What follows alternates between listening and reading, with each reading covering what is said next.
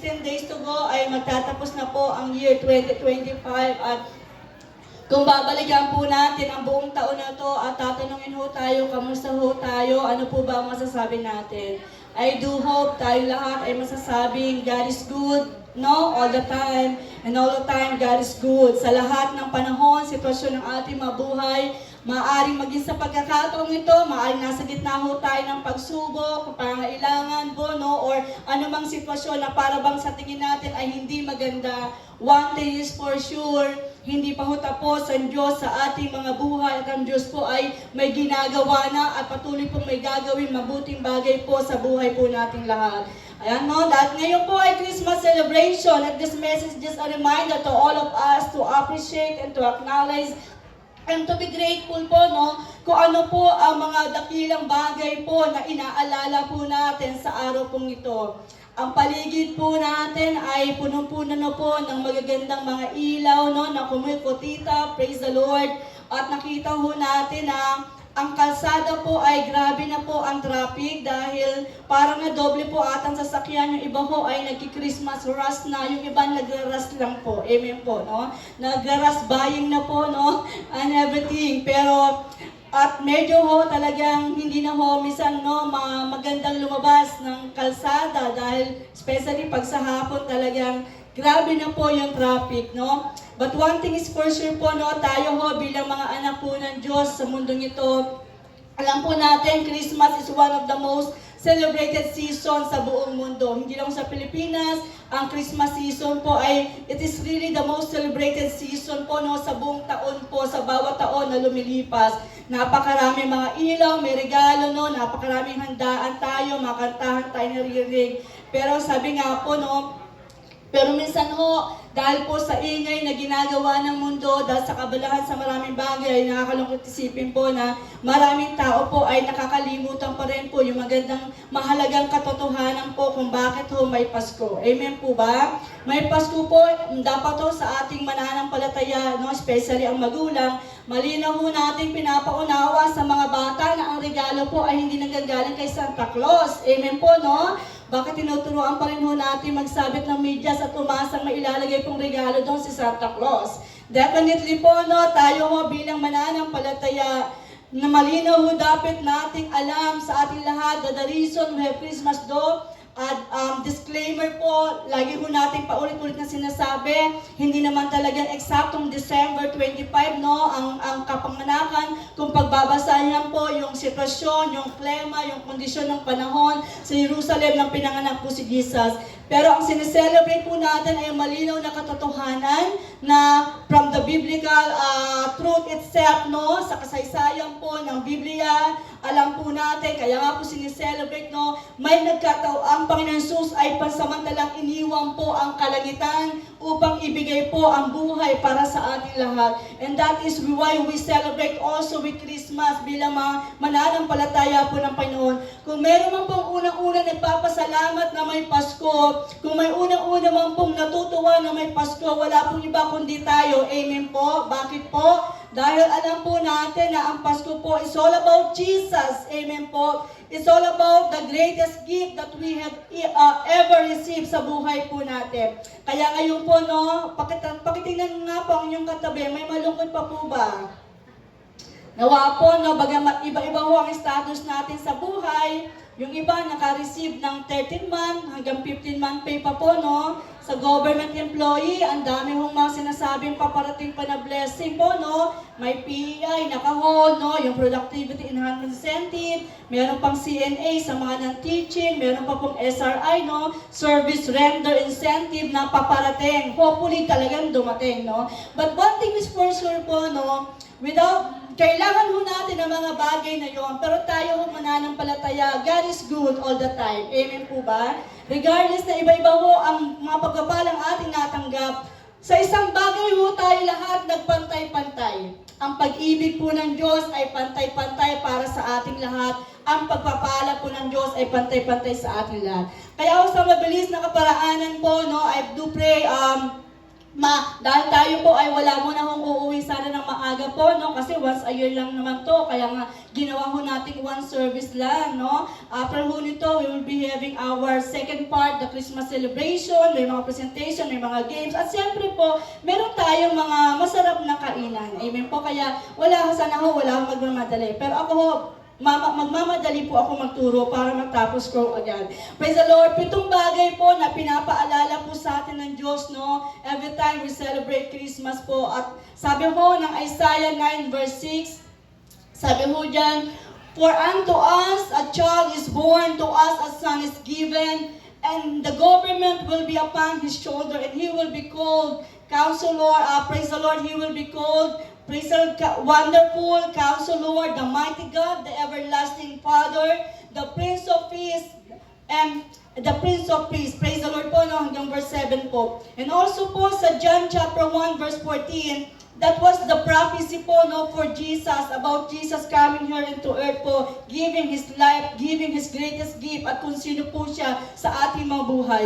Sa John chapter 1 verse 14, it says po, no, "And the Word became flesh and made His dwelling among us. We have seen His glory, the glory of the one and only, who came from the Father, full of grace and truth." Sabi po ng John 1:14, at ang salita po, referring to Jesus, ay naging tao, at ito po ay sumama po sa atin, nakasilamuha po sa atin, no? At ito po ay tumutukoy po mismo sa ating Panginoon Jesus, being from God into flesh po, para ho manahan po sa ating mga buhay.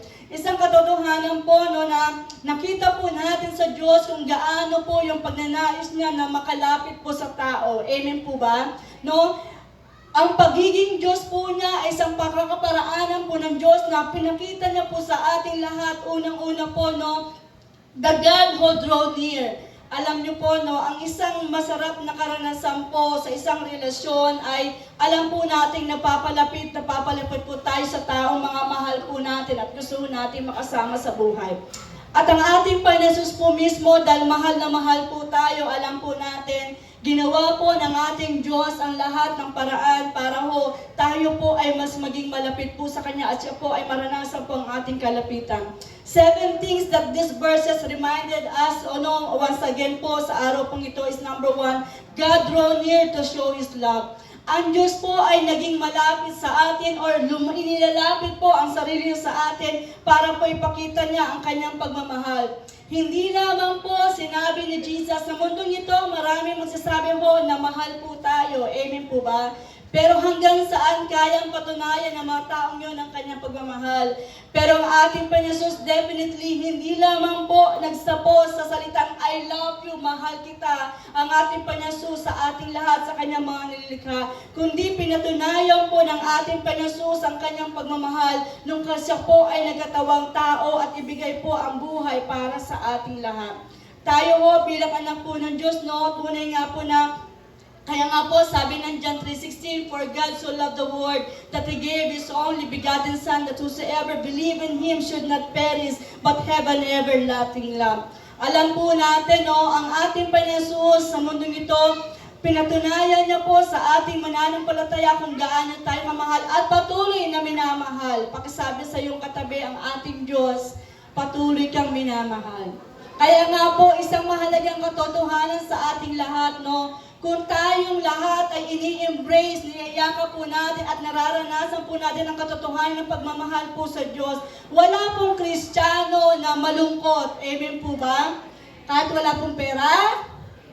Parang tatlo lang ha. Amen po, no? Pag alam po nating mahal tayo ng Diyos, walang magsasabing walang nagmamahal sa akin. Amen po ba? Una-una po ay mahal po tayo ng Diyos at pakitingnan po ang inyong katabi.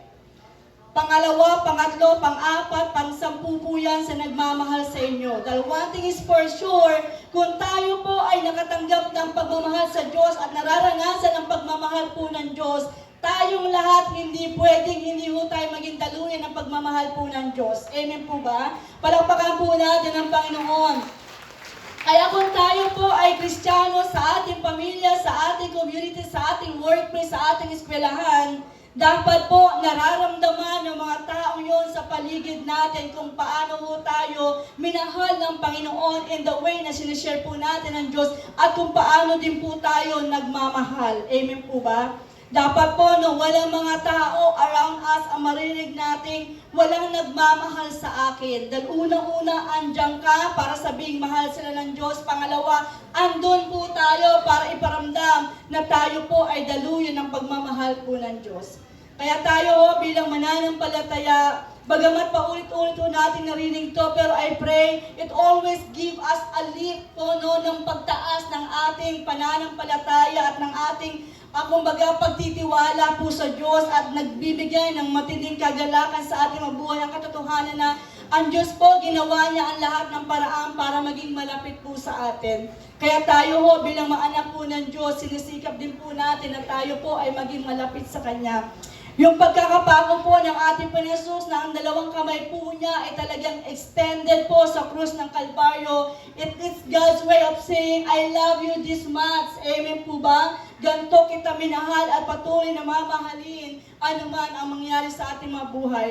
Number 2, God draw near to identify with us. Sabi nga no, Jesus became fully human. He experienced hunger, no? Ang ating Panginoon na siya po ay nagkatawang tao, 100% human ho siya, na naranasan niya po ang gutom, naranasan niya po ang pagod, naranasan niya po ang rejection, at marami pa pong karanasan sa mundong ito.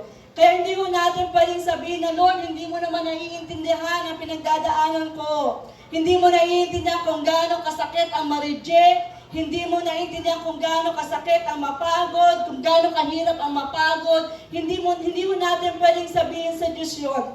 Because Jesus, no, God draw near, no, for to identify with us. Na tayong lahat, kung mayroong mang una, higit sa lahat, na makakaunawa sa atin, nauunawa ng sitwasyon na pinagdadaanan po natin, hindi po yan yung mamahal natin sa buhay. Unang-una pong nakaka-identify, nakakaunawa, nakaka-relate sa ating mga nararanasan, wala pong iba kundi ang ating Panginoon Jesus. Sabi nga po ni Max Lucado po, no, because He was human, He understand you. Because He is God, He can help you. Dahil ang Diyos po ay 100% human, nauunawaan niya tayo. And also because He is an 100% God, matutulungan niya tayo sa anumang sitwasyon ng buhay na meron po tayong kinakaharap. Especially pag dumadaan po tayo sa matinding pangangailangan, hamon ng buhay, problema, suliranin po ng mundo pong ito.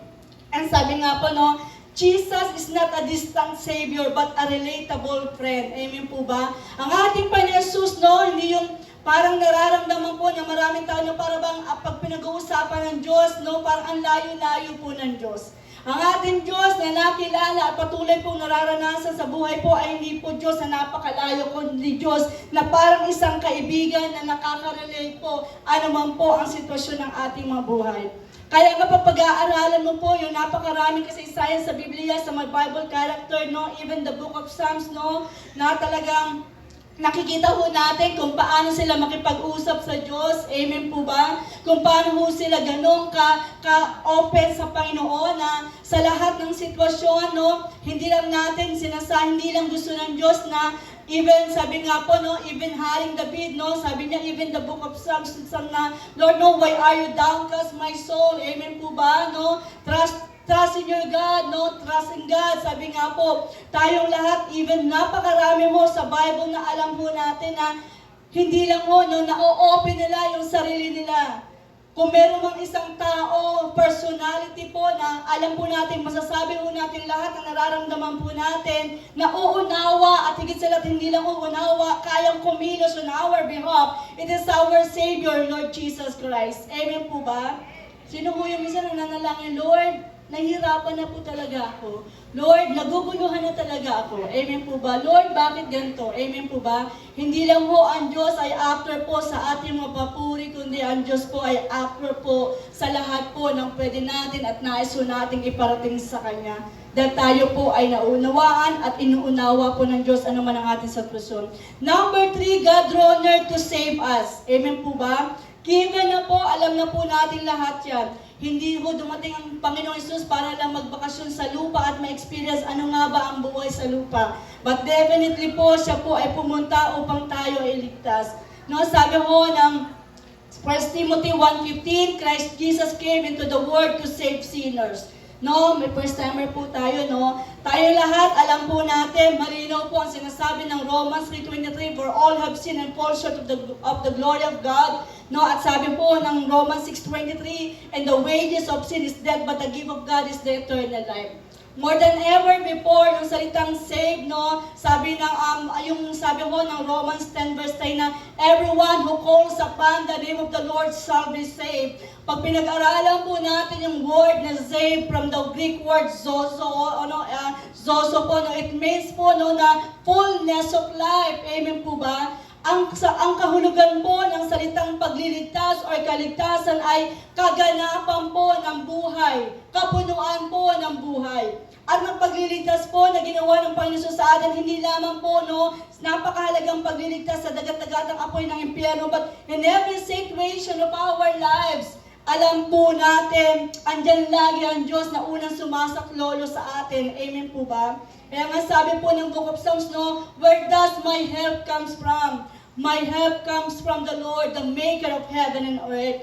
Ang Diyos na nilikha ang lahat ng bagay sa mundong ito sa pamagitan lang ng mula sa kawalan, sa pamagitan ng kanyang salita is the same God who will always save us in every situation po ng ating mga buhay na nararanasan. Kaya nga sabi ko, no, Psalms 91 verse 16, no, pagmahal po natin ng Diyos, napakaganda po ng pangako ng Diyos sa ating mga buhay, no? Sabi ng Diyos, because He loves me, says the Lord, no, I will answer Him when He call, when He pray, I will answer Him. I will rescue Him with long life, I will satisfy Him. Iba-iba ho ang sitwasyon na mararanasan po natin sa buhay natin sa mundong ito. Sino po yung may mga naranasang matinding pagsubok ngayong taon? No? Nakakatuwa naman ho kayo, wala kayong pagsubok. No? Taas ang kamay ng lahat ng iniligtas ng Diyos, pinagpala ng Diyos, sinagot po ang panalangin ngayong taong ito, palakpakan po natin ang Panginoon. At ano man po ang kakaharapin ho natin sa taong darating, always remember, no, God came near to save us, to help us. No, sabi tunay nga po na napakabuti ng Diyos sa ating mga buhay. Praise God, no? Sabi ho dito sa number 4, God draw near to break the wall between God and man. God draw near to break the wall between God and man. Narinig na ho natin sa katuruan minsan po, no, that during the Old Testament, ang mga tao po, no, sa kanilang pagsamba sa Panginoon, sa templo ng Panginoon, may tinatawag po na place of Holy of Holies, no? Hindi ho lahat ay nakakapasok sa templo para mag-alay po sa Panginoon. Kailangan po ang priest ang pumunta para ho makapasok sa templo at hindi ho sila nakakapasok doon sa Holy of Holies. May malaking, kumbaga, curtain po na nakapagitan sa altar para sila po ay ganap na makalapit. Laging ganun po, no, mag-aalay ng dugo ng hayo para lamang po matakpan ang kasalanan. Pero once and for all, no, yung bagay na nagpapahiwalay sa Diyos at sa tao, ang kasalanan, yung mga bagay po na nagpapahiwalay sa Diyos at sa tao, yung mga ginagawa natin hindi ayon po sa kalooban po ng Diyos.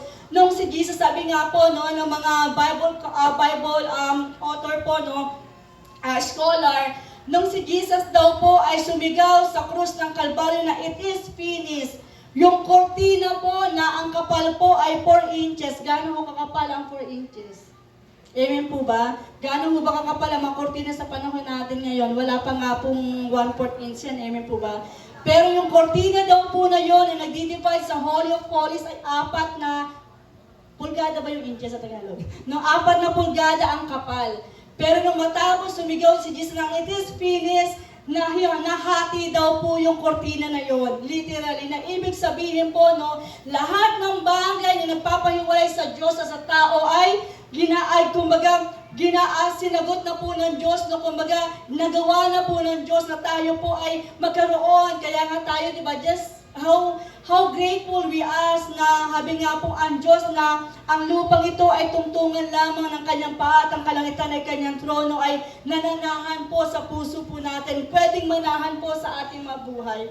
How grateful we are na ang Diyos na napakabanal, napakabuti, napakamatuwid po ay nararanasan po ng ating mga buhay. Yes, hindi po natin siya nakikita, pero all of us sa buhay po natin, may kanya-kanya po tayong karanasan araw-araw, especially sa pinakamatinding buhay natin na ang Diyos po, kung paano po natin nararanasan ang kalapitan po ng Diyos.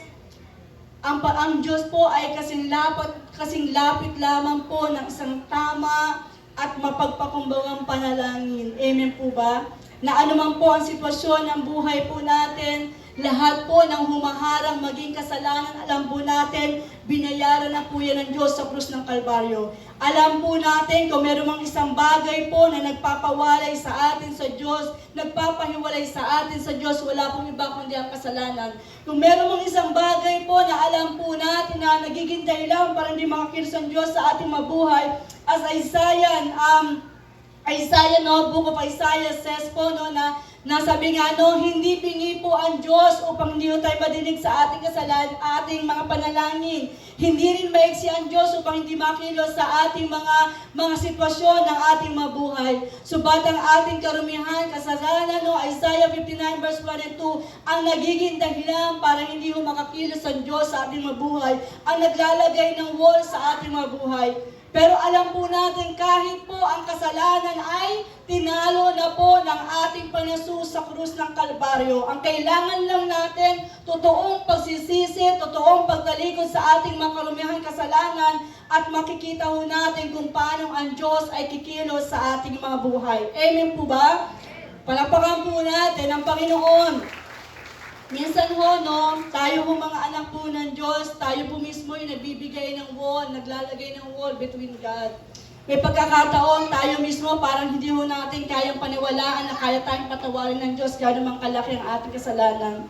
I remember Pastor Joey testifying doon sa isang taong mamamatay tao na kasama pa ba ako doon sa binayaran ng Panginoon Jesus sa krus ng Kalbaryo, sa dami ng pinatay ko, sa dami ng buhay na binawi ko sa aking mga kamay. Sabi ng Panginoon, Jesus, definitely po, yes. Amen po ba?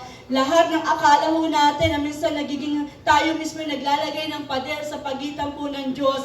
Wala hong pwedeng maging pader hanggat tayo po ay nagpapakumbaba at inaangkin po ang masaganang biyaya po ng Diyos. Minsan tayo especially kung may pagkakataon sa buhay or tayo po ay nasa sitwasyon ng buhay na para bang ang pakiramdam natin, ang layo-layo na natin sa Diyos, tayo ang totoong malayo po sa Diyos. Pero alam po natin ng Diyos, wala hong tinataboy ang Diyos every time na lumalapit tayo sa Kanya na may kababaang loob, katulad po ng prodigal son. Amen po ba?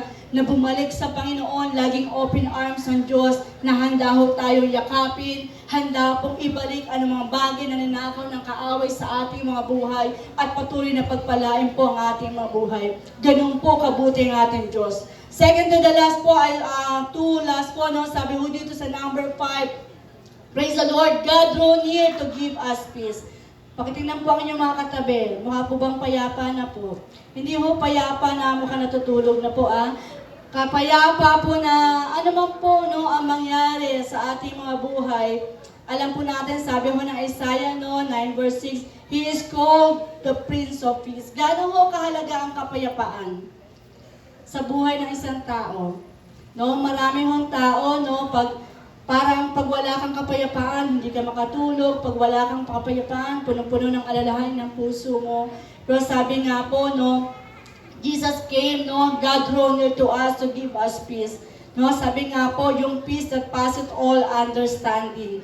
Marami ngayon, lalo na ngayon, marami tao ay nagsusoul searching, nagtatravel, umaalis pansamantala to find peace. Pero alam po natin, pagbalik, andyan na naman yung stress sa trabaho, andyan na naman po yung stress sa pamilya. Pero sabi nga po ang totoong kahulugan po, true peace is not the absence of problem, but the very presence of Christ in our life. Amen po ba? Ang totoong kapayapaan po, hindi po ito kawalan ng anumang kagulumihanan sa mundo. Hindi po ito yung walang nangyayaring hindi maganda sa buhay po natin. Ang totoong kapayapaan, kahit nasa gitna ho tayo ng hamon pagsubok ng buhay, may kapayapaan tayo dahil manangako ang Diyos na kailanman hindi niya tayo iiwanan o pababayaan sa anumang sitwasyon ng ating mga buhay. Amen po ba? May Diyos po na nangako na huwag mo tayong mag-alala sa pagpasok ng panibagong taon dahil alam po natin, the same God who saved us, the same God who, kumbaga na itinawid po tayo sa lahat ng hamon pagsubok ng buhay na to is the same God na sasama po sa atin sa pagpasok po natin ng panibagong taon at naman po ang kaharapin po natin sa ating mabuhay. Sabi nga po, let us choose peace by choosing Jesus daily. Amen po ba? Piliin po natin ang kapayapaan sa pagpili lagi sa ating panasu sa araw-araw po ng ating mga buhay. Sa panahon po na para bang gusto mo nang sumigaw ng ayoko na, na kumbaga isang iyak lamang po sa Panginoon, isang pagpapakumbaba lamang po sa harapan ng Diyos, at madalas po isang awit ng pagsamba po sa Diyos, pinapawi po ng Diyos lahat ng kagumilangan sa ating mabuhay. Again, true peace is not the absence of problem, the absence of troubles. True peace is being with the presence of God sa buhay po natin. Kaya nga nakita ho natin, napakarami hong kasaysayan sa Biblia, even sila Shadrach, Meshach, Abednego, kahit nung panahon na sila po ay sumusunod sa kalooban ng Diyos, ganun ho sila kabold, katapang na hindi sumamba sa Diyos-Diyosan that time, simply because kahit ang kapalit ay buhay nila. Bakit po? Dahil alam ho nila, kahit sa apoy, sasamahan po sila ng Panginoon. And true enough, literally, nung nilagay sila sa pugon, nakita ho natin kasama nila ang Diyos sa pugon. Tayo po, dadaan ho tayo sa lahat ng pagsubok ng buhay. Sabi ho ng Isaiah, when we pass through the waters, when we pass through the fire, it will not harm us. Bakit po? Dahil may Diyos po na nag-iingat higit sa lahat. May Diyos po na magbabantay ng puso natin who will give us the peace that passes all understanding. Number 6, God draw near to show us how to live. Kamusta po ba ang buhay ho natin ngayong buong taon na to? Kung tayo po ba ay uuwi ngayong lahat sa Panginoon, pero siyempre hindi pa naman, paano ho tayo lahat haharap sa Diyos? Amen po ba? Paano ho natin sasagutin yung tanong na, anak, anong ginawa mo sa regalo ng buhay na binigay ko sa iyo? Ano ang ginawa mo sa regalong mga talento, kakayanan na ibinigay ko sa iyo? Tayo ho ba, katulad ho ng tatlong pinagkatiwalaan ng talento, 531, tayo ho ba ay katulad ng isa na itinago lang, dahil tinatamad ho tayong mag-effort? Amen po ba? Tinatamad ho tayo umalis sa comfort zone natin? Or tayo ho yung katulad nung binigyan ng talento ng 5, 3 na sinabihan po ng Diyos, well done, my good and faithful servant. Ang ating Panginoon Jesus nagkatawang tao upang tayo ho ipakita ho sa atin kung paano ho tayo mamumuhay sa mundong ito. Sabi nga, Jesus did not only preach, He modeled how to live. Ang ating Panginoon Jesus, hindi lang ho siya nangaral ng salita po ng Diyos. Napipeki talaga ako sa sarili.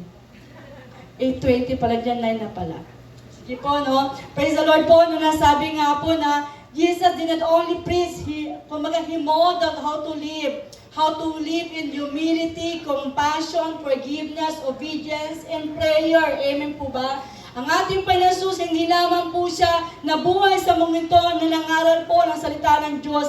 Iminuwestra po niya, ginawa niya po ang halimbawa bilang anak po ng Diyos paano po mamuhay sa mundo ito. Mamuhay na may kababaang loob, mamuhay na may pagmamalasakit sa kapwa, mamuhay na may pagpapatawad. Pakitanong ngayon katabi, pinatawad mo na ba lahat ng may kasalanan sa iyo? Amen po, Kung mayroong mga isang bagay po na nagpapalungkot ng buhay ng tao at nagpapabigat ng buhay ng tao, ito po yung tinatawag na unforgiving spirit. Yung hindi ho natin kayang magpatawad. Sabi nga po, forgiveness Forgiving is a choice. Amen po ba? Hindi ho tayo nagpapatawa dahil nakabase tayo sa emotion natin. Ay, galit pa ako. Nagpapatawa doon tayo dahil pinipili natin magpatawa dahil pinapalaya po natin ang sarili natin sa anumang galit, sama ng loob, hinanakit. Amen po ba? Upang ang Diyos po ay mag-umapaw ang kanyang pag-ibig sa ating mga buhay.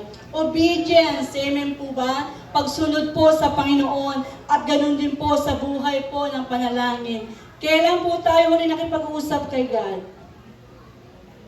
Hirap niyong sagutin Parang kanina lang nakipag-usap tayo kay Lord Amen po ba? Kailan po tayo rin nakipag-usap sa Diyos? Amen po ba? Sabi nga po, God model us everything. Dapat po yung mga spiritual discipline na to sinasapamuhay din po natin. Praise the Lord, As we remember, lagi natin sinasabi na narinig yung anecdote na a child learns not by instruction alone, but by imitation. Ganito rin tayo, mga anak ng Diyos. Ang bata raw, hindi yan natututo sa pagtuturo lang, sa pagsasalita lang ng magulang. Mas madaling natututo ang bata kung nakikita ho yung halimbawa na sinasabi ng magulang sa kanila. Amen po ba? Anak, paano maghugas ka ng pinggan? Tinuturuan ho natin maghugas ng pinggan. Naghugas po ba ng pinggan yung mga anak? Hindi pa rin? Amen po, Kumbaga, nakikita ho natin kung paano po. Amen po ba? Praise the Lord po, I-pattern po natin ang buhay natin sa Panginoon Jesus, Maging Christ-like po tayo sa pamilya, sa trabaho, at sa panambahan po natin. And lastly po, sabi po dito, praise God,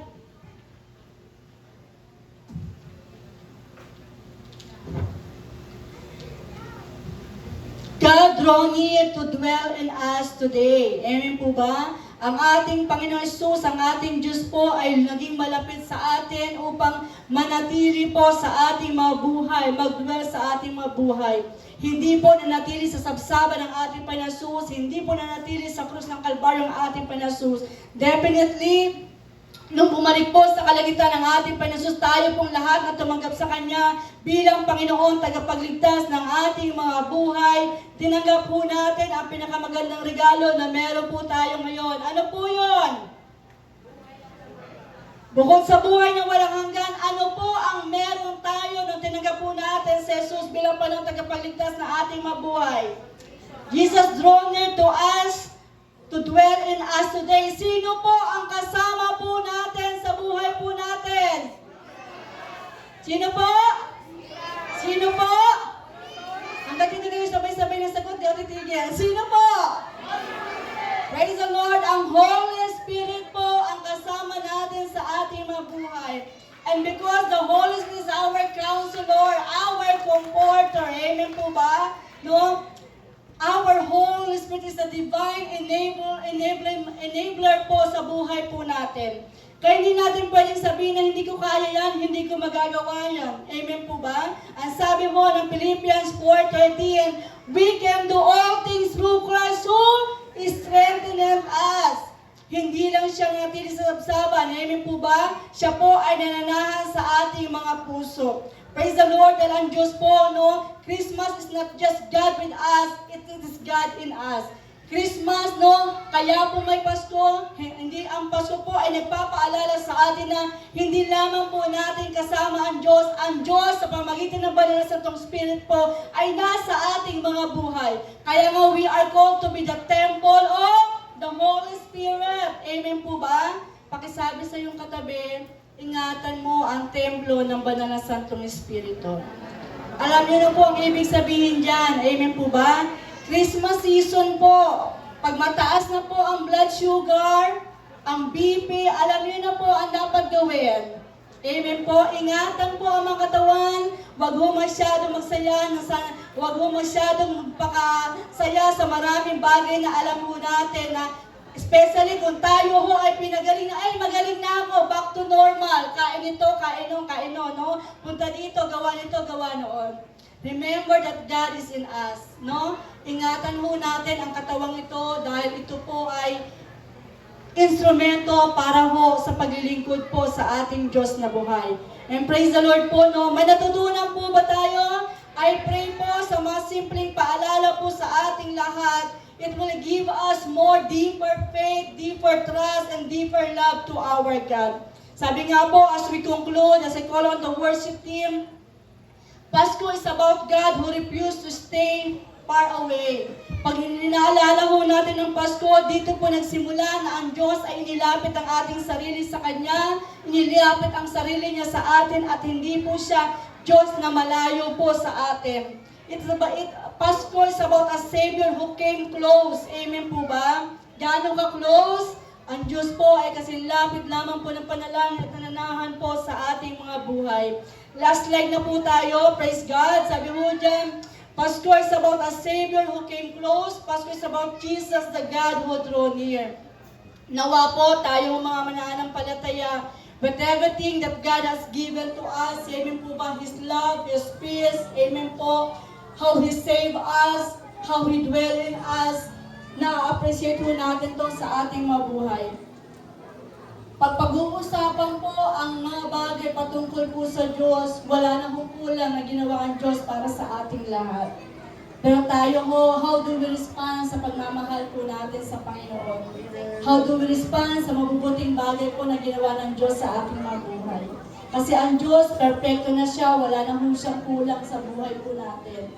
Pero I pray tayong lahat that every time we meditate the goodness of God, itong awit pong ito po, no, no, crown Him King as King, no, I pray araw-araw po sa buhay po natin, pinipili po natin koronahan ng Diyos dahil po siya ay hari. Hindi ho pinipili po natin koronahan uli ng koronang tinik ang Panginoon dahil sa mga pagsuway, sa mga bagay na hindi po pagsunod po sa Panginoon. We pray as long as we live sa mundong ito, pinipili po natin laging bigyan ng korona ng hari ng mga hari, Panginoon, ng Panginoon Diyos sa buhay po natin. Ang buhay po natin ay regalo po sa Diyos, regalo po ng Diyos. Pero kung anong ginagawa po natin sa buhay po natin, ay regalo po natin pabalik po sa Diyos. So I pray sa ating lahat with everything that has given us, unto us, salvation, peace, His very presence in our life, His answered prayer po sa taong to, at patuloy na tutugon sa panalangin. Nawa po, it will always remind us that God is with us. He will never leave us nor forsake us. Tayo pong lahat ay tumayo. Praise the Lord. Ibigay po natin ang pinakamainam na pagsamba. Awitin po natin ang awit na to, hindi lamang nakabase sa liriko nito, kundi po sa bawat puso po natin, ito po ang pangako po natin sa Diyos. Mananatili po siyang hari ng ating mga buhay, mananatili po siyang Panginoon ng ating mga buhay. At habang nananatili po siya sa ating mga buhay, as God promised, He will never leave us nor forsake us. May panalangin po ba tayo ngayon? May pangangailangan po ba tayo ngayon? Let just allow the Holy Spirit to minister unto us in every corner of this church this morning. Focus po tayo sa Lord, no? Huwag po tayo muna focus sa presentation natin mamaya. Amen po. Focus po tayo sa Lord and let's worship God in spirit and truth this morning.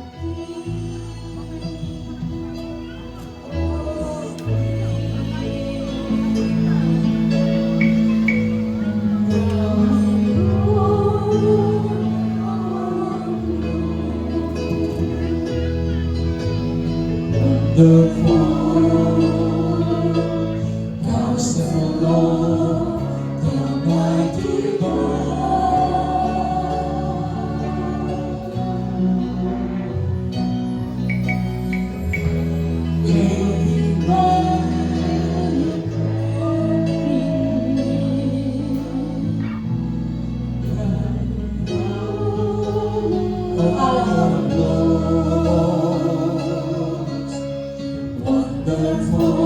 Bago tayo maging observer sa pagkakatang song, let us all be a worshiper. For God longs for our worship.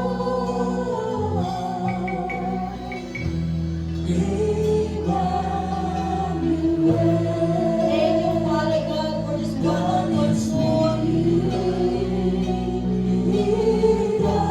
And this is our commitment, our promise. You will reign forever in our hearts. You will reign forever in our family.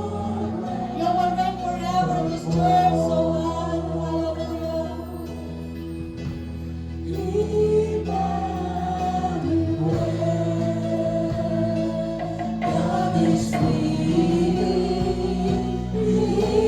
God is here. God is here. He shall reign, He shall reign, He shall reign forevermore. Once again, crown Him King of Kings.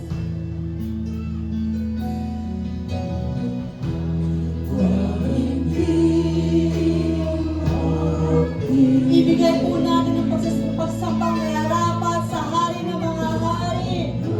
Pagsambang nararapat sa Diyos ng mga Diyos, Panginoon ng Panginoon.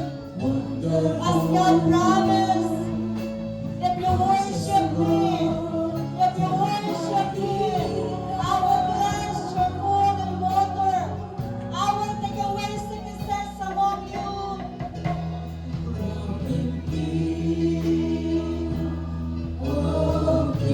Hallelujah.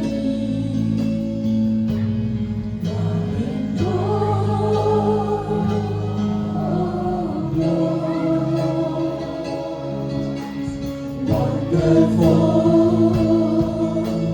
Counselor, the mighty God,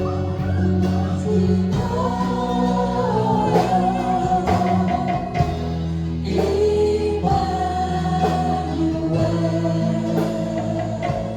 God is with Embrace this wonderful promise of God. He shall reign, Embrace this wonderful truth that God is with us. He shall reign. He shall reign forever. Hallelujah. Emmanuel. Our hands lifted high.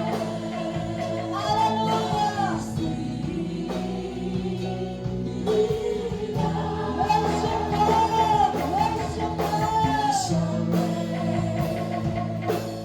He shall reign, He shall reign For the last time,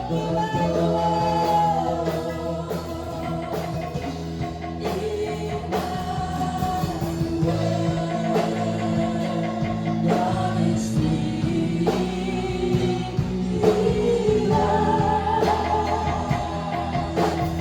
He shall reign, He shall reign, He shall reign forevermore.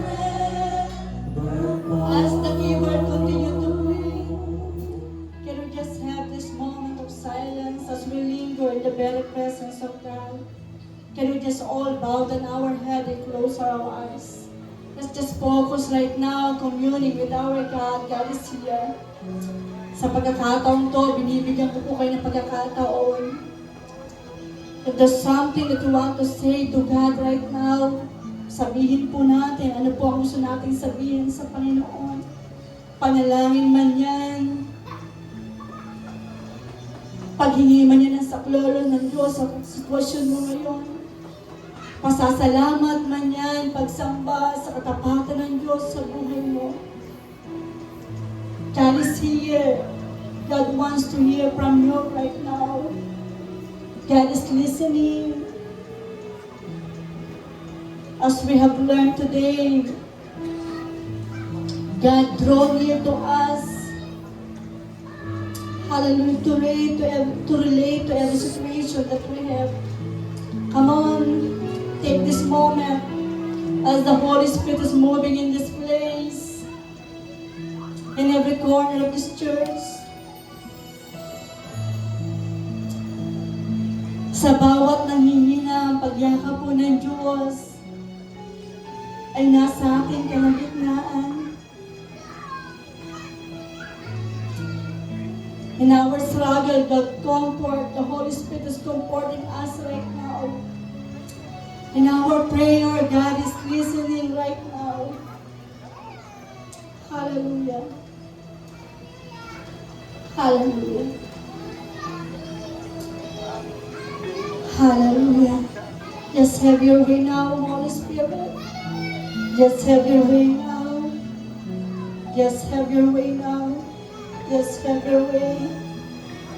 Huwag mong hayaan may isang taong lalabas ng bahay panamba na to na hindi mo hinipo, O Diyos. Hindi mo kinatagpo ang pangangailangan. Yes, minister, Holy Spirit to them individually and personally right now. Have your way, Holy Spirit. Have your way. Have your way. Hallelujah. Just linger a little more in the very presence of God. Hallelujah. Yes, Holy Spirit. Personally touch them right now. Embrace them, O God.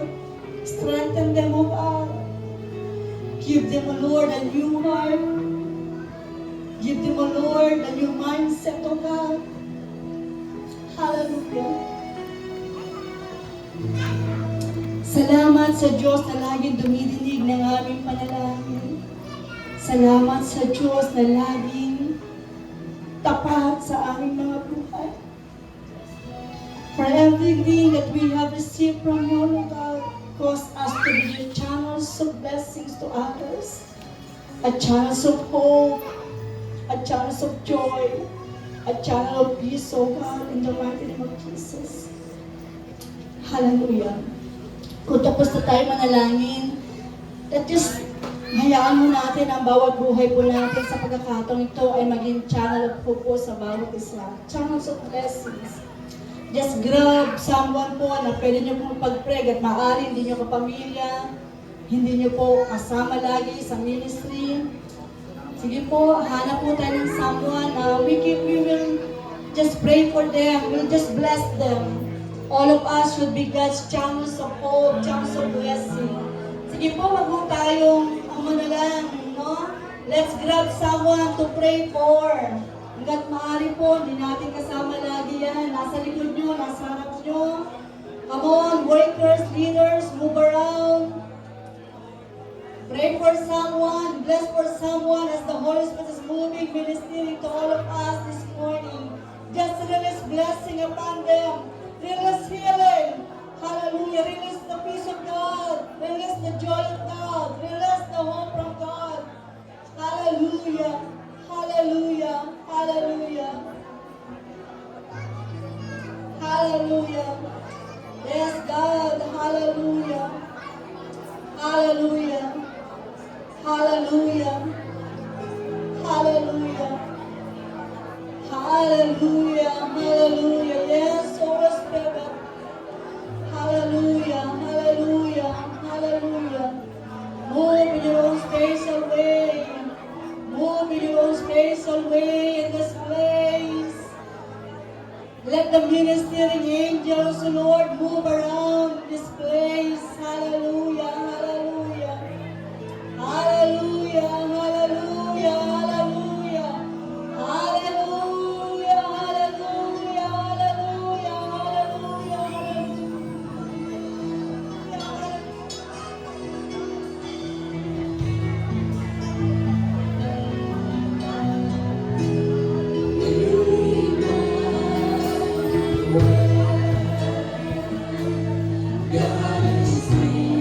Hallelujah.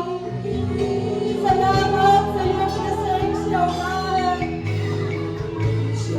Salamat sa iyong pag-ibig.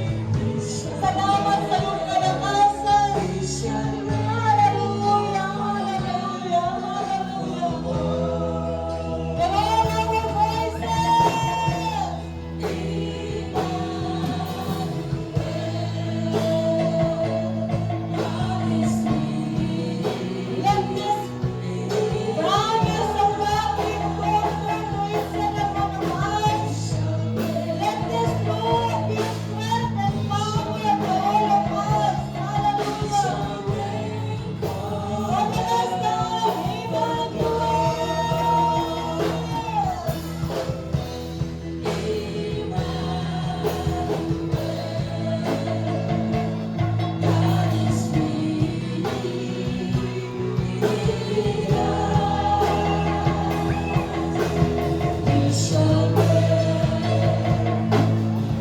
shall reign, we shall reign For the very last time in life.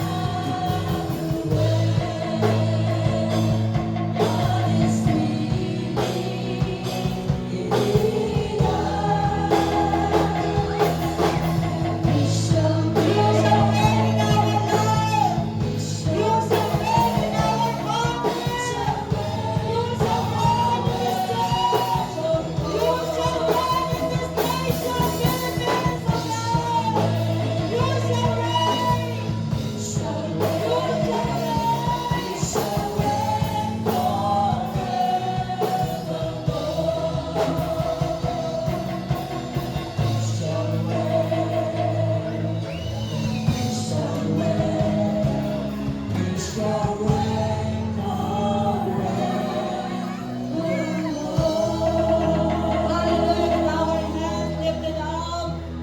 Dakilang maraming salamat sa nakalipas o Diyos na 11 buwan, 2 linggo, na hindi mo kami pinabayaan, hindi mo kami pinagkulang. Salamat sa lahat ng pagpapagaling, salamat sa lahat ng provision, salamat sa lahat ng pagyakap, salamat sa lahat ng pagpapalakas o Diyos.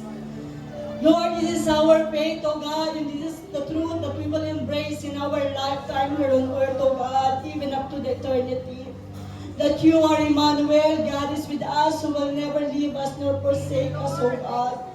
That you are Emmanuel, that always reign, we will reign, that will always reign, O God, in our personal life, in our families, in this church, even to the nation, Philippines, even, Lord, in every countries of the world, O God, in the mighty name of Jesus. And when we embrace that you are with us, O God, it's the same truth, Lord, that we will embrace that your power, your blessing, your anointing,